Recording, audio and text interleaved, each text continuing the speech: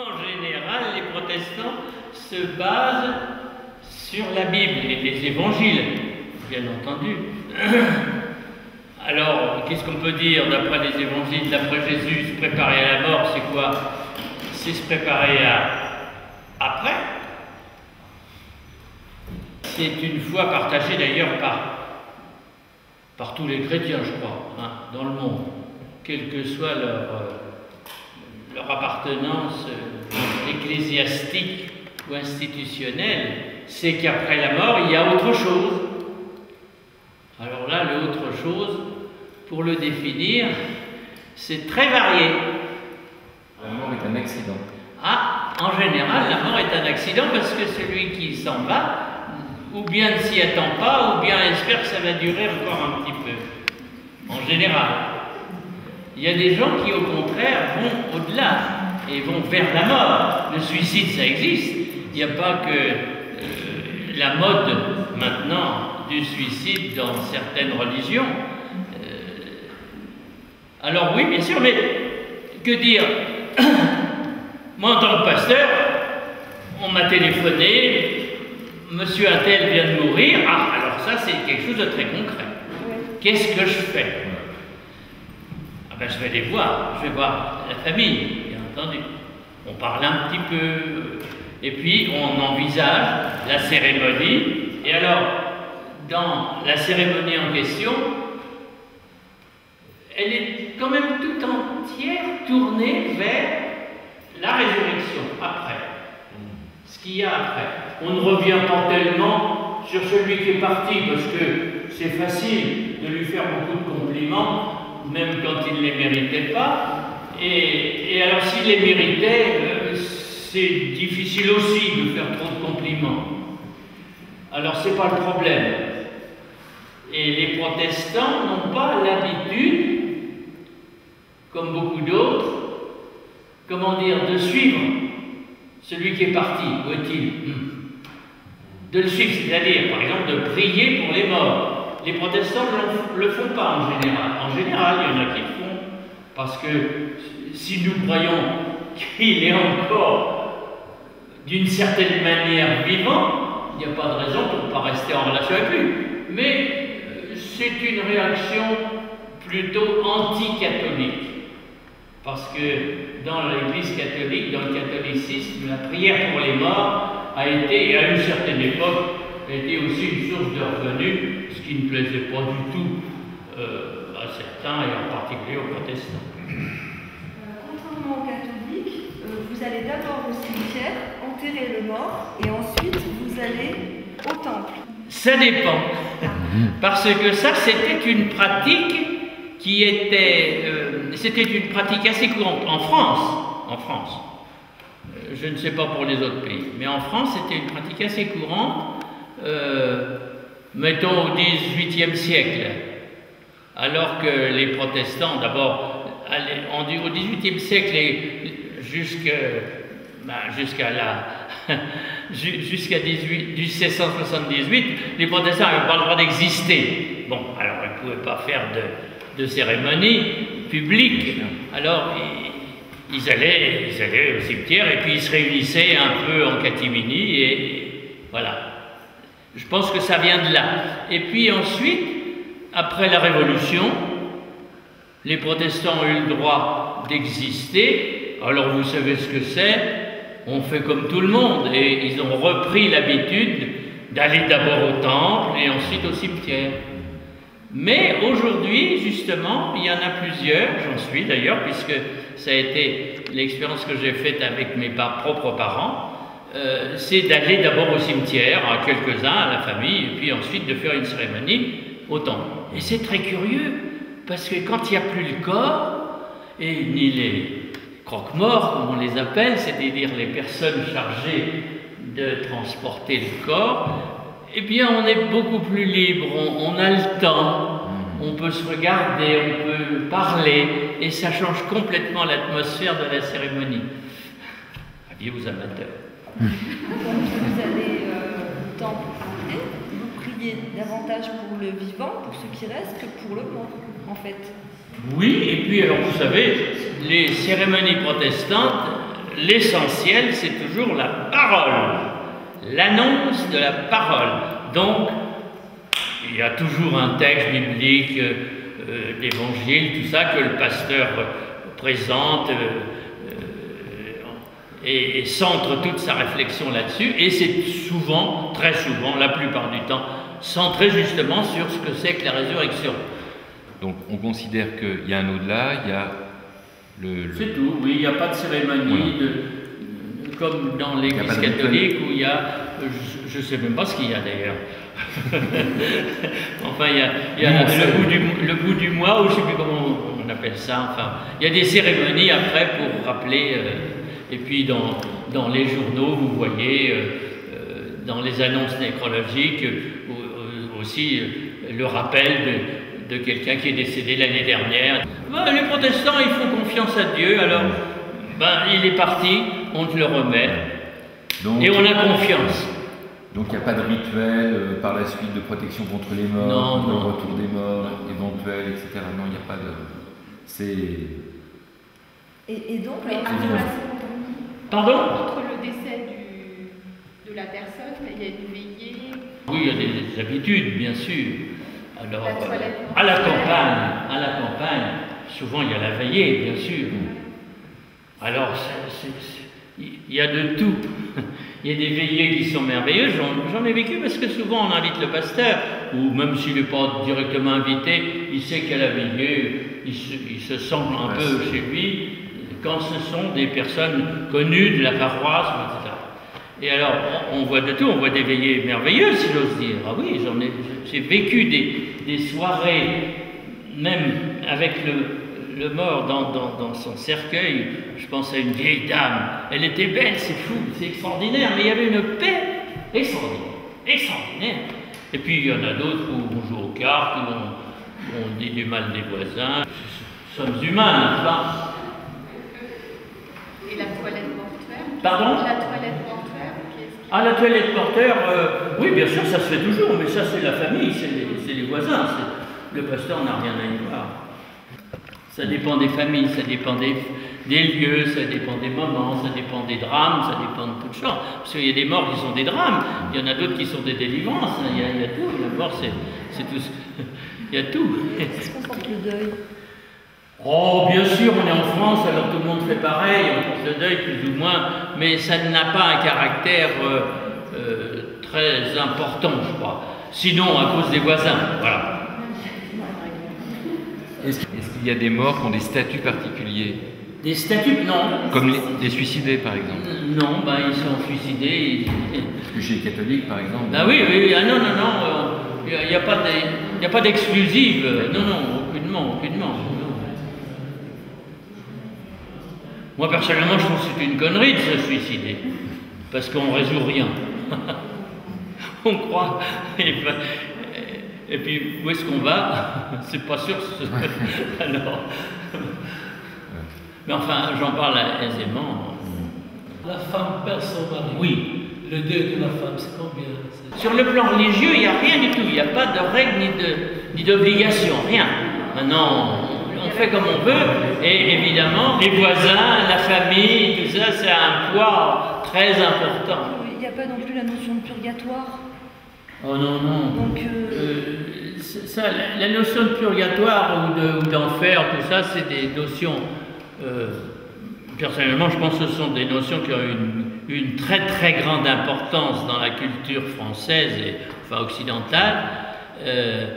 Surtout au Moyen-Âge, quand on avait une telle peur de la mort. Aujourd'hui, on a aussi... La société a peur de la mort, parce qu'elle évacue tout ce qui en... C'était extraordinaire qu'on puisse parler de la mort comme ça, à 40 personnes dans un temple. C'est extraordinaire. Merci.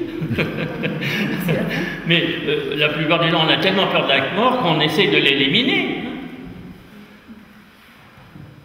Alors... oui, c'est beaucoup plus simple, et moi je pense que dans la mesure où les protestants, qu'est-ce qu'il faut dire, oui, on dit les protestants, mais on ne peut pas dire autrement, essayent de vivre selon ce que le Christ lui-même, Jésus, là, il a parlé de certaines choses.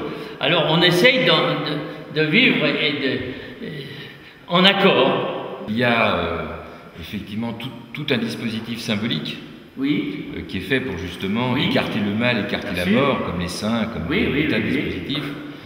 Bon, évidemment, on est dans un autre système, une autre représentation du monde, et même une autre représentation de l'au-delà, qui fait que, évidemment, les fidèles catholiques ou les fidèles protestants ne se positionnent pas de la même manière, obligatoirement.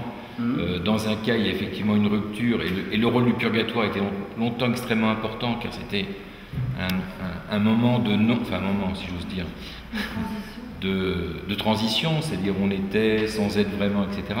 Alors que chez les protestants, on est où on est. C'est en gros, c'est l'être ou ne pas être, l'être ailleurs, l'être pour soi et l'être en soi, alors que chez les catholiques, finalement, il y a des tas de subtilités. Mais moi, je pense que les protestants aussi sont très influencés encore par toutes les mentalités qui viennent du Moyen-Âge. Et ça me paraît épouvantable. Épouvantable, parce que quand on relit les textes et qu'on les étudie d'un petit peu près, on s'aperçoit que Jésus n'avait pas du tout cette vision-là. L'enfer, qu'est-ce que ça veut dire? Pour moi, c'est un symbole épouvantable. Alors quoi? Qu'est-ce que c'est que ce Dieu qui va foutre en enfer? Mais il est amour en plus? Oh là là! Non, c'est pas sérieux. À mon avis, c'est pas sérieux. C'est-à-dire qu'aujourd'hui, avec les possibilités qu'on a d'exégèse, des théologiens que nous avons d'ailleurs, ce que je vous dis et ce que j'essaye de transmettre, je ne suis pas seul à le penser, il y en a beaucoup qui le pensent aussi. Mais c'est pas du tout ça. Dieu n'est pas un Dieu terrible, comme on le croyait. Et alors le purgatoire et l'enfer, non, pour moi c'est pas ça du tout. La mort c'est une réalité. Bon, c'est la fin d'un moment, d'un temps. D'ailleurs, je ne veux pas vous faire une conférence, mais quand même, il y a des choses intéressantes. Il y a des choses. Bon. Dans les évangiles, Jésus parle souvent de la fin. Et vous avez beaucoup de textes, plusieurs, pas beaucoup, enfin il y en a quand même un certain nombre de textes où les traductions habituelles, c'est la fin du monde. Mais vous croyez que le soleil va s'arrêter? Vous croyez que le monde va disparaître? Aujourd'hui, non. N'importe quel être intelligent ne peut pas dire ça. Fin du monde, non, ça n'existe pas. Bon. Et quand on regarde le texte, en grec c'est l'aion. Et qu'est-ce que c'est qu'un aion? C'est une durée. Une durée. Un temps. Alors c'est une durée indéterminée. On ne sait pas combien. Assez long, probablement. Mais finie. C'est une ère. La meilleure traduction, c'est une ère. Tout le monde a entendu parler de l'ère primaire, l'ère secondaire, l'ère tertiaire. Comment ça a commencé, comment ça a fini, on n'en sait rien. D'ailleurs, c'est pas comme ça, clac, clac, clac. Non. Mais en fait, c'est quand même des périodes. C'est des périodes différentes. Il y a un excellent théologien protestant, si vous le permettez, qui s'appelle Daniel Liss et qui a écrit tout a fait une analyse très très serrée sur des ères dans le Nouveau Testament. Et il a vu, je ne sais plus combien de textes où il y a ce mot aion. C'est pas la fin du monde, c'est la fin d'une ère, d'une période. C'est pas du tout pareil. Alors, important aussi, c'est que l'adjectif qualificatif de aion, c'est aionios en grec. Et souvent, on le traduit par éternité. Mais c'est faux. C'est pas comme ça que les gens se représentaient les choses. Ça veut dire qui concerne une ère particulière. L'ère qui vient. La prochaine, quand? J'en sais rien. Je ne sais pas d'ailleurs quand cette ère va se terminer. Grosso modo, pour un chrétien, catholique, protestant, orthodoxe, n'importe, il y a eu l'ère avant Jésus-Christ. Jésus, ça a été quand même une charnière dans les ères. Il y a l'ère chrétienne, nous en sommes. Elle n'est pas finie. Quand est-ce qu'elle finira? Vous le savez, vous? Moi, j'en sais rien. On verra. Ou on verra pas. Je ne sais pas. Enfin, elle finira. Elle finira. Quand? En gros, en général, pour les chrétiens, c'est quand le Christ reviendra sur terre. Sur terre. Revenir, c'est pas revenir au ciel, ce serait aller. Non, revenir, c'est revenir sur terre. Bon. Alors donc, l'ère chrétienne se terminera, grosso modo, comme ça, quand le Christ reviendra. Bon. Et puis après, il y aura une autre ère. Qu'est-ce qu'il y aura dedans? Moi, j'en sais rien. Vous le savez? Personne ne le sait. Mais il y en aura une autre. Bon. C'est pas l'éternité, ça. C'est une ère qui durera très longtemps et puis qui se finira. Mais ça, si vous voyez un savant, aujourd'hui, un homme qui travaille dans le cosmos, là, dans les astres, dans tout ça, il vous dira, oh, bah oui, c'est concevable. Alors que la fin du monde, c'est pas concevable. Ça change complètement la perspective, parce que du coup, la mort, la mort, c'est la fin d'une aventure, mais il y aura encore autre chose après. Alors qu'on n'en sait rien, mais il y aura autre chose après. La mort et sa représentation est de toute façon une construction sociale, puisqu'avant, au Moyen-Âge, pourquoi est-ce qu'on avait construit ce dualisme entre d'une part le paradis et d'autre part l'enfer? C'était quelque part pour introduire un petit peu de la morale, et pour que... Ou du pouvoir. Et du pouvoir. Pour que les puissants le soient, mais pas trop, il fallait bien quand même qu'il y ait une angoisse. Et puis, puisque vous avez peur de la mort, venez dans nos églises, venez à l'église et faites ce qu'on vous dit. Ça, je trouve pas ça dans les paroles de Jésus. Hein. Pas beaucoup, ça. Alors comment aujourd'hui on peut lire ce nouveau rapport à la mort, sachant que bon, l'âme... on ne sait pas ce que c'est. Voilà, l'enfer a quand même un petit peu disparu de l'imaginaire collectif. Oui, heureusement. Donc il n'y a pas forcément de substitutions qui sont venues. Donc comment est-ce que les gens aujourd'hui peuvent gérer finalement ces angoisses, parce que les angoisses par contre n'ont pas toujours disparu, d'une vie ou d'une non-vie ou d'une non quelque chose. Après, en gros, l'angoisse du néant. Vous savez, ce que nous savons, ce que nous avons appris, nous l'avons entendu. Bien sûr. On ne l'a pas inventé. Enfin, si, il y a des petites choses qu'on invente. Surtout quand on est chercheur. C'est normal. C'est normal. On justifie notre salaire. Mais quand même, en gros, bon. Alors, vous allez me raconter quelque chose que vous avez vécu. Je vous crois, je ne vous crois pas.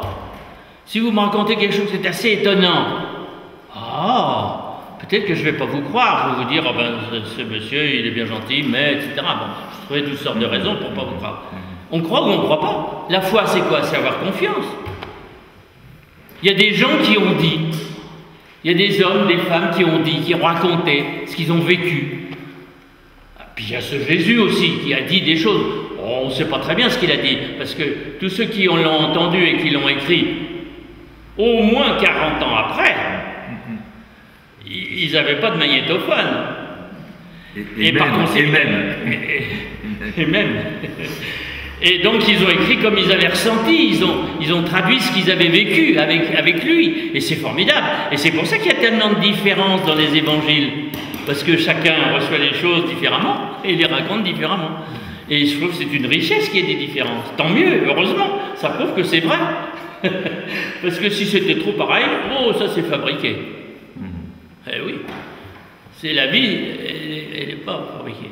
Alors voilà, la foi. Alors il y a des gens qui vous racontent qu'après la mort il y a quelque chose. Alors il paraît même, parce que j'ai lu des livres là-dessus, c'est intéressant, qu'il y a des gens qui ont fait des expériences, alors ça a un nom spécial, il y a 3 lettres, des expériences de presque mort. Vous avez entendu parler de ça? Voilà. Je ne me rappelle plus, mais moi, ma mémoire est un peu fatiguée. Et puis c'est en anglais. Alors, c'est des expériences de mort apparente. Bon. Alors, c'est des gens qui étaient morts. Alors, moi, je me souviens d'un détail, peut-être qu'il est pas tout à fait comme ça, mais ça fait rien. Voilà quelqu'un qui est dans son lit à l'hôpital, très malade, puis tout d'un coup, il est mort. L'infirmière sort, vite, appelle le médecin entre, oh merde! Bon, et puis voilà, on fait ce qu'il faut, etc., etc. Et puis au bout d'un jour ou 2, ou même moins, j'en sais rien, la personne se réveille. Ah, ça va mieux. Ah oui, mais moi je vous ai vu, le médecin, quand vous êtes entré, vous avez dit merde, vous aviez une cravate rouge. Comment il a fait? Comment il a fait cette dame pour... La conscience que nous avons des choses, c'est quand même un mystère. Hein. Voilà que ça peut se distancier de notre corps, c'est incroyable. Donc personne ne peut expliquer. Bon, alors il y a des gens qui racontent ça. Il y a des tas de gens qui disent, bon, ils étaient un peu fatigués, et puis d'autres qui disent, ben oui, c'est peut-être vrai. Je sais pas, peut-être il y en a parmi vous qui ont fait une expérience comme ça, non? Parce qu'il y en a pas mal, hein, il y en a beaucoup. Et à chaque fois qu'on... Si. Bon, enfin, tout ça pour vous dire que c'est après-mort, on ne sait absolument pas ce que c'est, mais peut-être que sur la foi, sur la confiance de beaucoup qui nous racontent, c'est pas une catastrophe, c'est autre chose, c'est autrement. Et puis si on est un peu scientifique sur les bords, on se dit, tiens, quand on regarde les êtres vivants sur la planète, sur notre planète, les autres on ne sait pas trop, bon, les êtres vivants, ils évoluent tous, sur tous les plans d'ailleurs.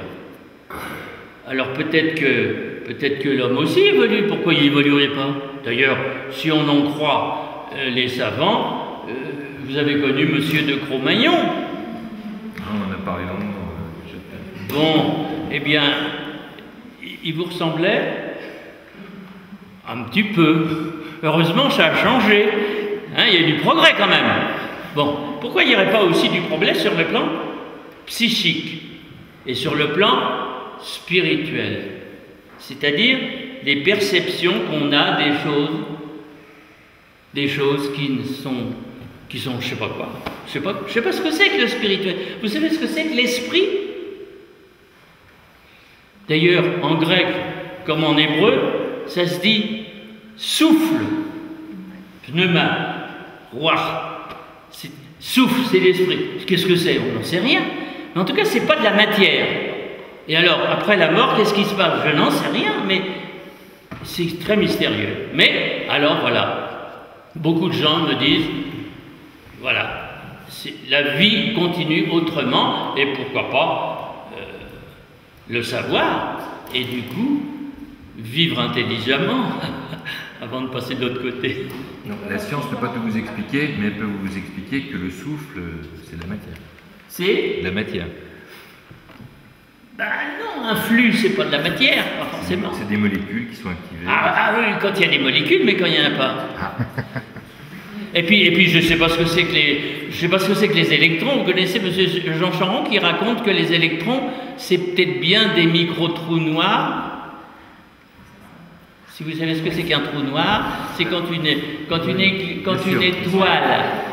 étoile vieillit, comme tout le monde, elle arrive à se concentrer, et tout d'un coup elle implose. C'est-à-dire qu'elle se suce elle-même. C'est difficile à imaginer, hein? Elle se suce, et du coup, c'est un espace-temps différent du nôtre. L'électron, effectivement, n'est pas observable directement, mais il fait partie de la conception et de la représentation qu'on a du monde physique. Enfin, tout ça pour dire qu'on sait mais l'esprit, par contre, l'électron, on peut malgré tout le peser, on peut faire des tas de choses sur lui. L'esprit, c'est plus difficile, même si après le décès, on est censé perdre... on lit tous les romans à la mode, 15 grammes. Personnellement, je crois que l'important de tout ça, c'est de se dire, n'ayons donc pas peur de la mort, sachant que la mort, c'est un passage vers de l'inconnu, bien sûr. Et faisons confiance à ceux qui sont souvent parmi les hommes ou les femmes, les hommes et les femmes les plus grands, les plus admirables, dans toutes les religions. C'est vrai.